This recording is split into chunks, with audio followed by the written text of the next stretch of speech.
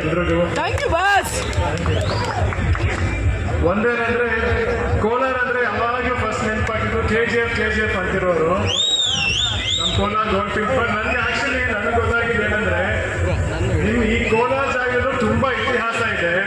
ನಮ್ಮ ಕೋಲಾರಮ್ಮ ತಾಯಿ ದೇವಸ್ಥಾನ ಇದೆ, ಸೋಮೇಶ್ವರ ದೇವಸ್ಥಾನ ಇದೆ, ಇನ್ನೂ ಬಹಳ ಇತಿಹಾಸ ಇದೆ. ಅದನ್ನು ಪ್ರತಿಯೊಬ್ಬರಿಗೂ ಅರ್ಥ ಆಗಬೇಕು.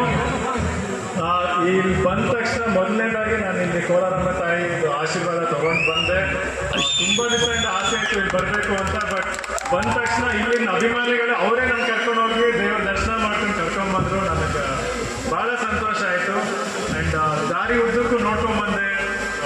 ಎಷ್ಟೊಂದು ಥರ ಗಣೇಶ ಎಲ್ಲ ಬೇರೆ ಬೇರೆ ಥರ ಅಲಂಕಾರ ಮಾಡಿದ್ರಿ, ತುಂಬ ಖುಷಿ ಆಯಿತು. ಆ್ಯಂಡ್ ಅವಾಗಲೇ ಇಲ್ಲಿ ಸರ್ ಹೇಳಿದ್ರು ಏನಂದರೆ ಹಬ್ಬಗಳನ್ನ ನಾವು ಜಾಸ್ತಿ ಆಚರಿಸ್ಬೇಕು ಅಂತ.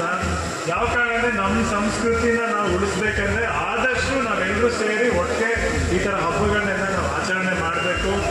ಇದೇ ಥರ ಮುಂದುವರಿಲಿ, ಇದೇ ಥರ ಮುಂದೆ ಯಾವುದೇ ಕಾರ್ಯಕ್ರಮ ಇದ್ರೂ ನಾನು ಬರ್ತೀನಿ.